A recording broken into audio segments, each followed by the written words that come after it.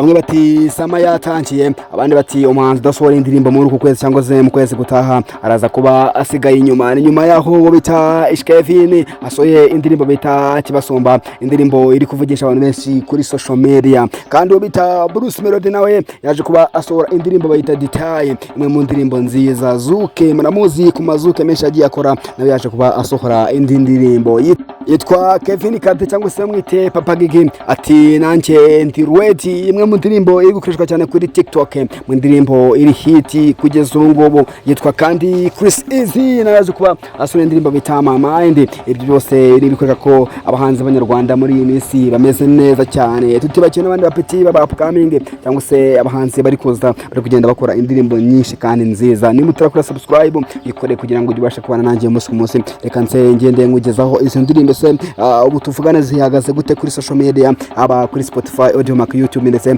n'izindi mbuga zose. Njye nyita rero ukurikirana imiziki yo mu Rwanda cyangwa se imyidagaduro mu Rwanda cyane cyane mu bijyanye n'imiziki. Urabizi yuko nta kindi kintu kiri kuvugwa muri iyi minsi, ni indirimbo abahanzi bo mu Rwanda bari kugenda basohora. Urabizi ko bari kugenda basohora indirimbo nziza cyane. Bamwita Kevin cyangwa se umuraperi ukora injyana ya trap cyangwa se ukora icyo bita trapish, yamaze kuba ashyira hanze indirimbo bita Kibasumba, imwe mu ndirimbo nziza, imwe mu ndirimbo navuga yuko Kevin amenyereho gukora zino ndirimbo. Wibuke indirimbo yakoze bita Amakosi, akurikiza indirimbo bita No Cap, azakora n'indi ndirimbo bita Mututo Mutoso, tibagiye n'indirimbo bita Full Stop. Izi ndirimbo zose nujya kuzumva ikintu gihuriyeho uzasanga ari indirimbo zihuriye ku cyo bita injyana zazo, uzaba wumva ko harimo agakondo, uzabumvamo amayogi, harimo n'izindi ningiri z'inyarwanda.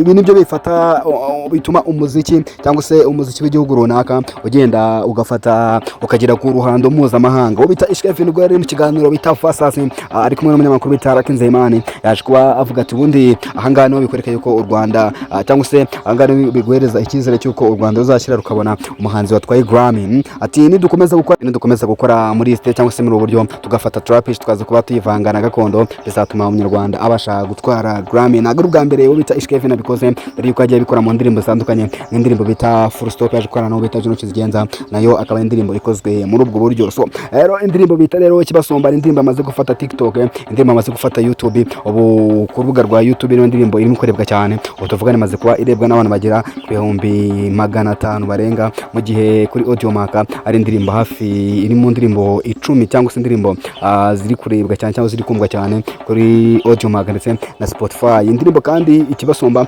indirimbo iri kuri ubu ngubu ku rubuga rwa TikTok, imwe mu ndirimbo iri kugenda ikorerwa challenge nyinshi cyane, buryo iryoshye cyangwa se buryo abanyarwanda bayakiriye kandi bigaragaza yuko bayikunze. So ku rundi ruhande bamwita Bruce Melody cyangwa se bamwita Gitangaza cyangwa se nusake umwite 001 nkuko yita cyangwa umwite Munyakazi, yose ni amazina ye akwereka uburyo ubita Bruce Melody ari mu bahanzi bakomeye mu Rwanda, ndetse benshi batajya batinya kuvuga yuko ari mu bahanzi bafashe ibendera ry'u Rwanda, ryo agiye akora collaboration nyinshi cyane zigiye ziri international, nk'indirimbo heruka bita Popo yakoranye no bita Diamond Platnumz guturuka mu gihugu cya Tanzania, bitwereka yuko ari umuhanzi ukomeye. So ubita rero Bruce Melody nawe yaje kuba ashyira hanze indirimbo nziza cyane, indirimbo yo mu bwoko bwa Zuke, akaba indirimbo bita Detail, akaba indirimbo kandi urebye uburyo ku mihanda yakiriwe, ni indirimbo ubona yuko abantu benshi uko bespectingaga indirimbo ya Bruce Melody iribuze kuba isohoka nyuma yuko yaramaze gukora collaboration ityaye cyane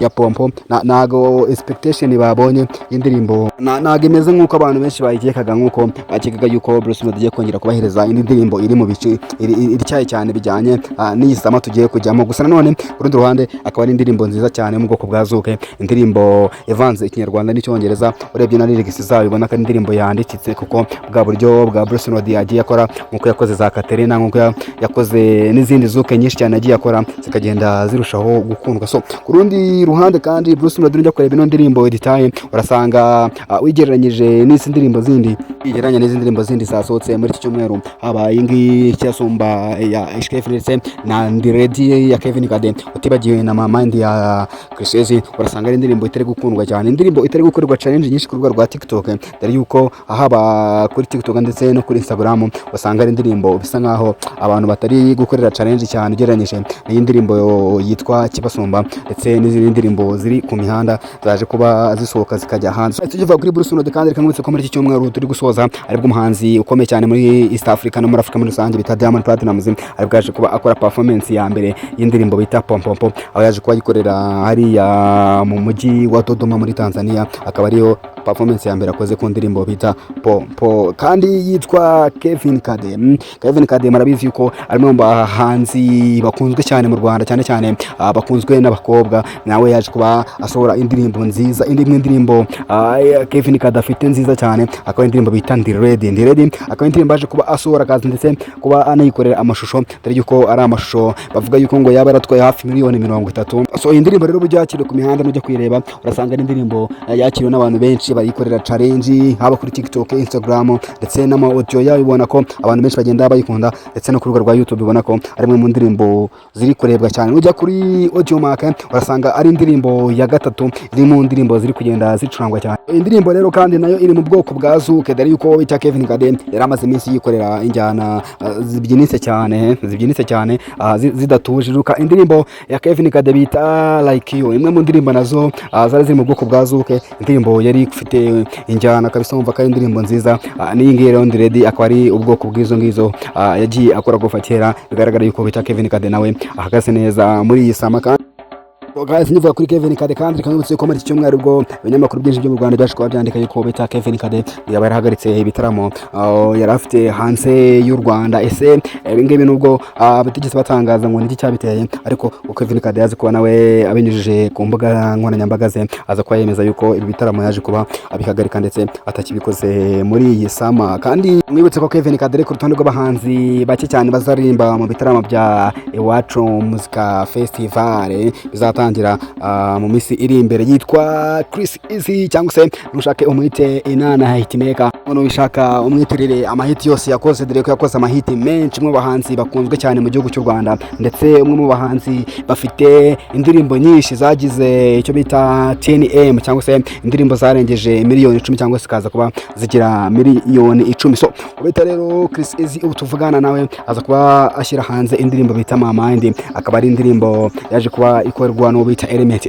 audio yayo, ndetse Chris Easy akaba yaraje kuba ifatanya n'undi mukobwa nawe uri kuzamuka neza mu Rwanda, umeze neza, uri kugenda urushaho kwiyereka abanyarwanda. Gusa abasesenguzi cyangwa se abarebera hafi imiziki yo mu Rwanda bemeza yuko uyu muhanzi wakoranye na Chris Easy ari mu bahanzi b'abakobwa bari kuza neza ku isoko ry'imiziki yo mu Rwanda, dore yuko ngo ari mu bakobwa bafite talent, bazi kuririmba. Icyo basabwa abanyarwanda ari uko bamuhereza icyizere cyabo ndetse bakarushaho kugenda bakurikira ibihangano agenda abakorera. So Chris nawe indirimbo ikaba ikoze mu bwoko bwa zuke, bana yuko muri iyi sama abahanzi benshi batangiranye indirimbo za zuke. Yitwa kandi kwa Mike Kayihura, nujya kuvuga abahanzi bari international, indirimbo zabo zagiye zigera kure cyane, kure ya Afrika. Umwe mu bahanzi bakundwa n'igitsina gore, cyane cyane abakobwa muri Kenya, yitwa Mike Kayihura, nawe afite indirimbo shyashya, indirimbo hafi ibyumweru bitatu, indirimbo bita Come On, akaba ari imwe mu ndirimbo ziri kugenda zivibinga cyane kuri TikTok, Instagram ndetse no ku mihanda, ubona ko indirimbo iri kugenda ikundwa n'abantu benshi. So guys, reka ngushimire kuba utarahwemye kubana nanjye umunsi ku munsi, wakoze subscribe. Reka mwibutse yuko nimba utarayikora yikore nawe kugira ngo ujye ubasha kubana nanjye umunsi ku munsi. Yanyita Mr. Irahera nk'ibisanzwe, inge bayita One Step Show, ikiganiro bita Showbiz Trend on the Time.